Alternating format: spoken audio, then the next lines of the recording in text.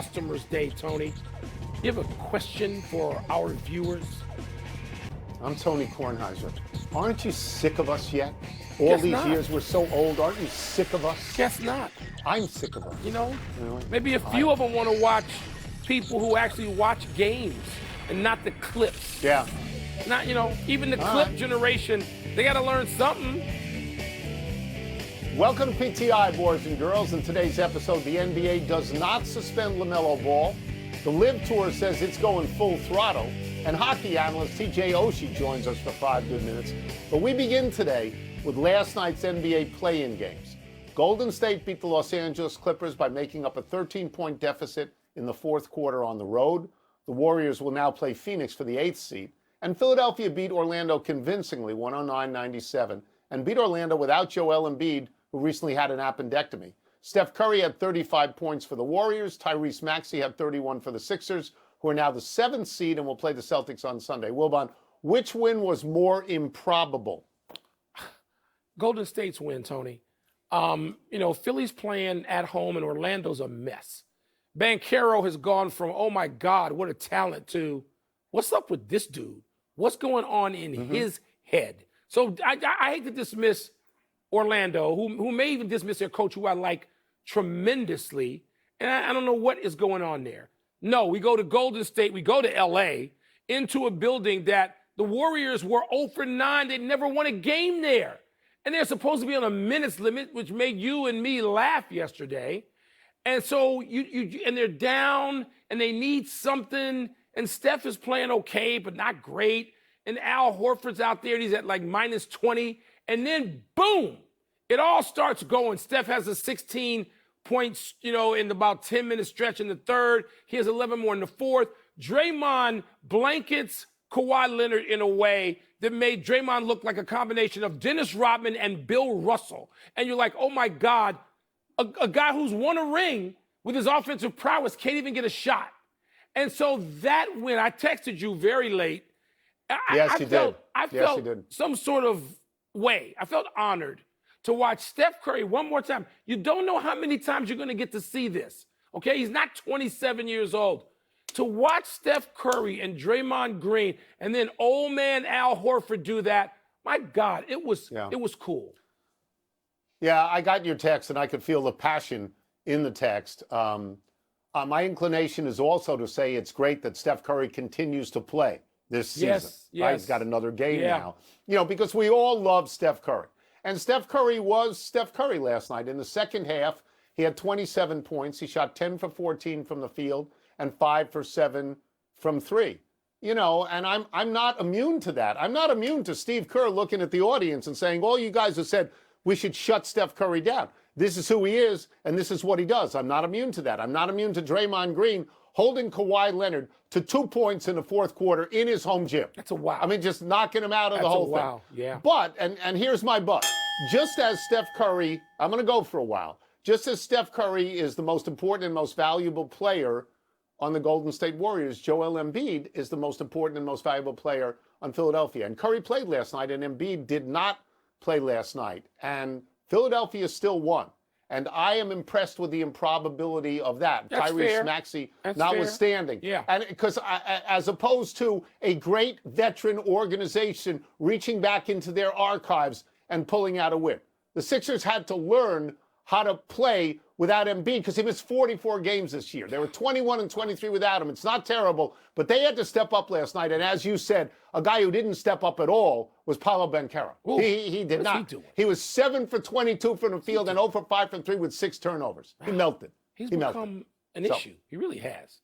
We get to see Golden State again. I am thrilled about that. Warriors in Phoenix Friday night. Let's move to the NBA's curious ruling on LaMelo Ball's Tuesday night takedown of Bam Adebayo. Ball was not whistled for the swipe at the time that sent Adebayo to the locker room. But subsequently, the NBA reviewed the play and has now assessed Ball a flagrant 2 and for his actions fined him $35,000, but did not suspend him from Friday night's elimination game at Orlando. Tony, should Ball have been suspended? I am changing my mind from what I said yesterday on this show. Wow. Yesterday on this show, I said that I didn't think you could put a penalty on someone in game B for what they did in game A. I thought that felt a little bit vindictive. I do not feel that anymore. And I think I am persuaded by the footage that I saw yesterday indicating that he did this to the same guy before, to Bam Adebayo. So to me, I assume intent now in that situation. They gave him a flagrant 2, which in the moment of a game would carry an ejection from the game. That didn't happen in that game. It can happen in this game, and I am persuaded it should for this reason. Bam Adebayo is the best player on Miami. Absolutely. He's lost early in the second quarter, and you cannot convince me that that didn't have play in the final score of that game. Doubt. So I would change my mind now, and even though it would cost Charlotte the playoffs, which I think they deserve at 29-10 and 39, I would sit LaMelo Ball. Don't talk to me about fines.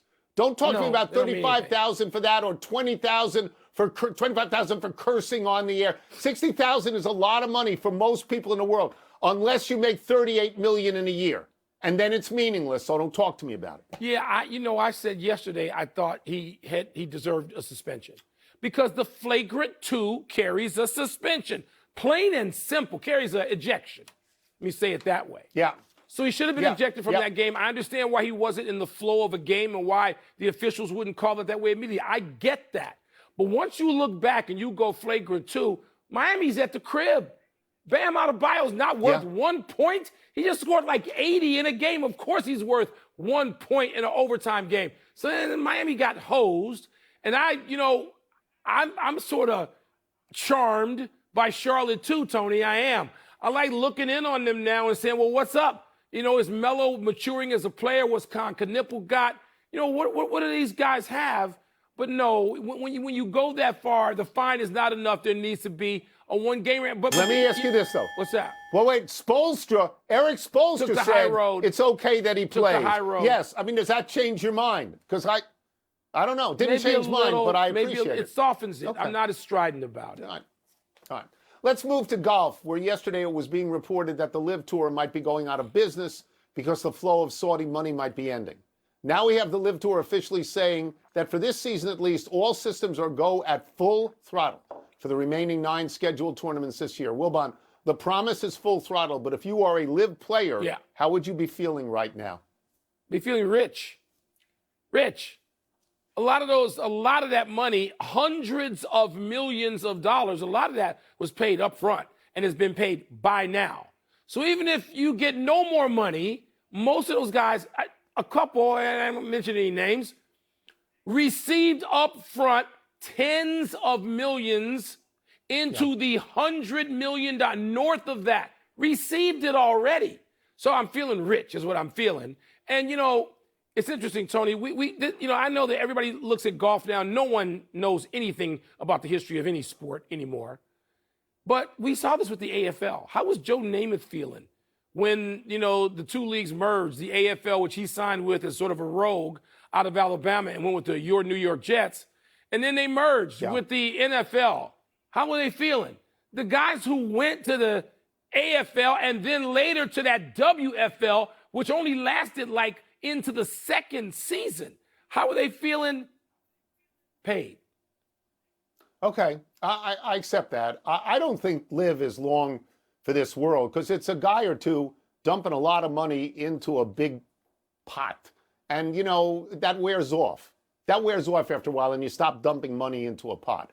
I am much more concerned with the re-entry of the people from the LIV Tour to the PGA Tour that they walked out on because they got, as you say, all this money to leave. I'm interested in that. I don't want to use the word punish, but we are all responsible for our actions. There are consequences to our actions. Should they get back to the PGA Tour? Sure, eventually. But what I'm proposing, Mike, is like a probationary period. Not for John Rahm or DeChambeau. They're big stars, not for them. But a sort of a probationary period because I want to protect, Mike, the pros, the PGA Tour pros who did not leave, that are ranked, say, 60 to 100. I don't want them swept out by a flurry of guys from the LIV Tour coming back in. I understand that. I think they should be rewarded on some level. So I would send most of the LIV Tour guys to the DP World Tour for about a year. But Tony, prove that your game is good. Tony, a great player like Tyrell Hatton can prove it in a minute. Okay, he doesn't but care. Tony, what? All the guys on the tour who stayed, you know what they got? You know what the consequence was? Their money. damn More pockets got heavy because That's all right. of that That's leverage got the PGA Tour hundreds of millions of dollars. And if I was one of the guys from Live coming back, I would say, let's check your bank account 4 years ago and check it now, homie. So I don't want to hear any pious garbage from the guys on the PGA Tour. I don't. I'm not being pious. No, I'm saying you've got to go out. You have to show me that your game is still as good after 54 holes, after shotgun starts, after music and shorts. You got to show me for a little while. See the world and make money. Let's take a break. Coming up, Alex Ovechkin opens the door to playing another season, and we're going to ask TJ Oshie about that. We'll also ask him why the Golden Knights switch to torts has paid immediate dividends. I think everybody has gotten rich and gone. They all got rich. Everybody has gotten rich. Yes. And you know what? Somebody should thank Phil Mickelson. Somebody should thank Phil and not treat him as an outfit. It's the last night of the NHL's regular season. The playoffs start Saturday, which makes this a perfect time for a visit from ESPN NHL analyst TJ Oshie, who Mike and I know from his days at the Capitals when he was on a Stanley Cup Capital team. So we'll start with that in mind. Alexander Ovechkin says he is pretty sure this has not been his last season. You played with him in Washington. The other day you spoke with him. That was on television. What sense are you getting, TJ, about Ovi's future plans? Well, I actually spoke with him the night before the game as well. We hung out and talked for quite a long time, actually. I've obviously retired just a couple years ago. We played together for 10 years, and maybe I rubbed off on him because I talked about how much I missed it, how much I miss everything, like even like playing through injuries and stuff that people would be like, this guy's nuts. But when you're not there anymore, you do miss it. But I think he was really on the fence, and I think he didn't want to close either door. And I think he tried to do a very good job of showing that. And those comments, I mean, I get the sense that he does want to come back. I think it might take a couple weeks to see how his body's doing, see if he does want to get back in the weight room. Obviously, over 40 years old now. It takes a little bit more than it did when you're in your 20s and 30s. But the big man, he's unbelievable. And I'm not kidding. If he comes back, I got him down for another 30-goal season. This guy can score like no one I've ever seen. Well, of course, Ovechkin is such a large story where Tony and I are here in D.C. Nationally, I want to spread this out a little bit to Buffalo. The Sabres were such an intriguing story throughout the regular season, but we're at playoff time now, of course, TJ. How do you think they stack up with the Bruins? Honestly, Buffalo is the one team I'm most excited to watch in a playoff game. Throughout the last half of the season, they've kind of ran through everyone, and they've done it offensively. In the playoffs, offense is a little harder to come by. They're very good at transition. They're very good off the rush. Usually those transitions off the rush come from turnovers in the playoffs. Trust me, I know the guys are a little bit more nervous to make high-risk plays through the middle. They're going to be a little bit more safe, so Buffalo's going to have to work a little bit harder than they did in the regular season to score. I will say, if they do adjust, this is probably my scariest team in the East and probably my favorite. If they can play a playoff-style game and continue the offense that they have, I can see them going all the way. Well, perhaps you can help us figure out what the heck's going on in Las Vegas with the Golden Knights. Fire Bruce Cassidy, then win 7 of 8 under torts. Why do you think that kind of abrupt change so late has been able to work? I think when you look at the Vegas roster, everyone assumes they should have been a lot better than they were.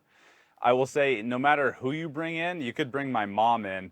If a coach gets fired, the players, actually, you would be probably scared to play for her too. She would get on you. But the players know, all right, the coach is gone. Guess who's next if we don't succeed? Now it's the players, and we're going to break up this locker room. So no matter what, the players are going to have a little bit of a fire lit under them. But then you bring in Torts, a guy that everyone completely respects. He demands respect. He's incredibly honest, and he's been around the league quite a bit. He's seen a lot of different characters. I love the guy. I played for him in the World Cup.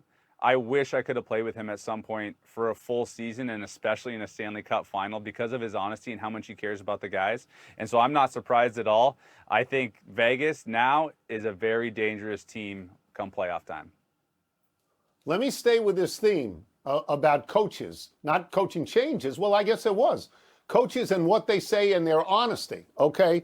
So Columbus interim coach Rick Bowness reportedly has agreed to a new deal. He blasted his team the other night after the game against the Caps, I believe, saying they didn't care. I mean, he lit them on fire. If you were a player on that team, how would you feel about his words and his return next year? I would personally love it.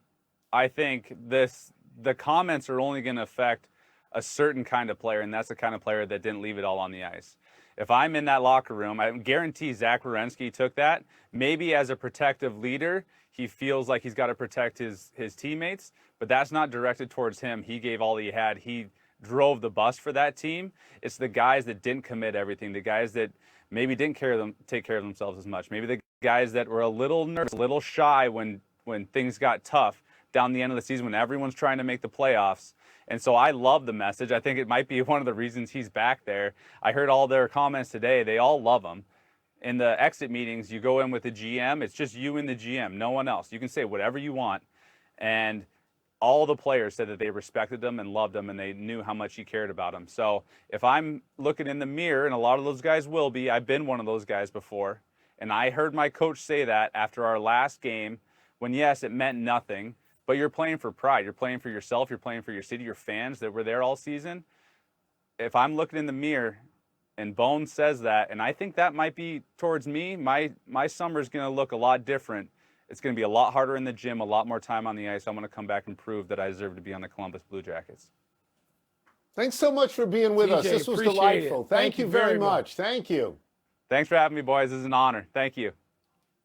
Let's take one last break, but still to come, Shohei makes sure the Mets drop their 8th in a row. And the NBA decides that the 65-game rule doesn't apply to Cade or Luka. Can you imagine being coached by TJ's mom? I mean, can you imagine that? I laughed out loud at that. How do you... Happy time, people. Happy 35th birthday, Nolan Arenado. When he came up with the Colorado Rockies in 2013, Arenado was an immediate star. Over 8 seasons in Colorado, he had 8 straight Gold Gloves at third base and 4 Silver Sluggers. Arenado had 235 home runs with the Rockies and a batting average of .293.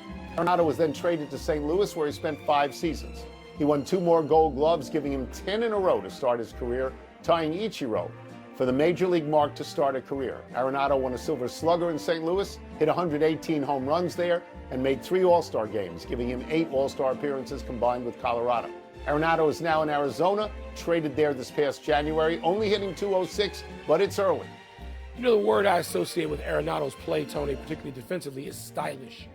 And in those years he was in St. Louis, I'm just not allowed to root for that. I like Arenado. Right. Now that he's in Arizona, he's in a palatable place for me. I can go back to rooting now in this last chapter, probably for Nolan Arenado. Great, great, great player. Happy anniversary, New England Patriots. On this day 26 years ago, the Patriots selected Michigan quarterback Tom Brady in the 6th round with the 199th overall pick in the 2000 NFL Draft. Brady was the 7th quarterback chosen in that draft, a fact he forgot. Chad Pennington, who went in the 1st round to the New York Jets, and Mark Bulger, who originally went to the Saints, had nice careers, but nothing within miles of Brady's. Brady went to 10 Super Bowls, 9 with New England and 1 with Tampa Bay, and won 7. 6 with the Patriots, 1 with the Bucs. Brady may be the greatest draft pick ever, given the fact that it was in the 6th round. Anybody got an update on Spurgeon Wynn for us? That's why, as much as I now, the last 3 years, obsess over the draft, at some point, no matter how many mock drafts you consume, no matter how many 40 times and, arm length, numbers, you don't know. You just got to say you don't know what's going to happen in those, 7 rounds now? You don't know. Yeah. Happy trails to the 8th straight game for the Mets, and it wasn't close as they lost to the Dodgers 8-2. The Mets got shut down by Shohei, who went 6 innings, allowing just 2 hits, 1 earned run, striking out 10. Ohtani didn't bat in the game, but ran his pitching numbers to 2-0 with a 0.50 ERA. Meanwhile, the Mets have fallen to 7-12, have scored just 3 runs in their last 38 innings. Offensive centerpieces Bo Bichette and Francisco Lindor have just 1 homer apiece. Next up for them, a 3-game set at Wrigley against your Cubs, Wilbon. Yeah, the Mets aren't going to stay awful forever. They're going to break out at some point. I don't want them breaking out of it in Wrigley, but man, Shohei. I mean, you just Shohei and Wembanyama. Whatever you're doing when they're on, just stop doing what you're doing and watch them. I think we're, looking at maybe the greatest baseball player of all time. Let's go to the big finish. Let's do it. The NBA ruled that Cade Cunningham and Luka Doncic are eligible for postseason awards despite not playing 65 games. That makes sense to you? I think a collapsed lung and flying over halfway around the world for the birth of your child are reasonable excuses, very reasonable. The NBA did the right thing, in my opinion. Caden Boozer has decided to stay at Duke. Not going to transfer. Your thoughts? I think it's great. It gives him a chance to change the arc of his career after that play against UConn. Good for him. Asia Wilson agreed to a 3-year, $5 million Supermax deal to stay with the Aces. Is that significant? Yes, she's one of the great players in the league history, the history of the league, and the contract is both symbolic and practical. Yes, going to Asia Wilson is the way to go. The Wizards will reportedly retain head coach Brian Keefe. How you feeling about that? I expect that. He did exactly what they told him to do, lose. Fine. Last one, Aaron Judge homered 4 times, Mike Trout 5, as the Angels and Yankees split a 4-game series. Your thoughts? It's early. I'm more fascinated by Trout's golf course that he's building. But Trout, I just want him to be in the playoffs. I want his team to matter. Team success for Mike Trout. We're out of time. We will try and do better the next time. I'm Tony Kornheiser. I'm Mike Wilbon. Same time tomorrow, knuckleheads. And now, here's Sports Center. Shout out to TJ mom one more time.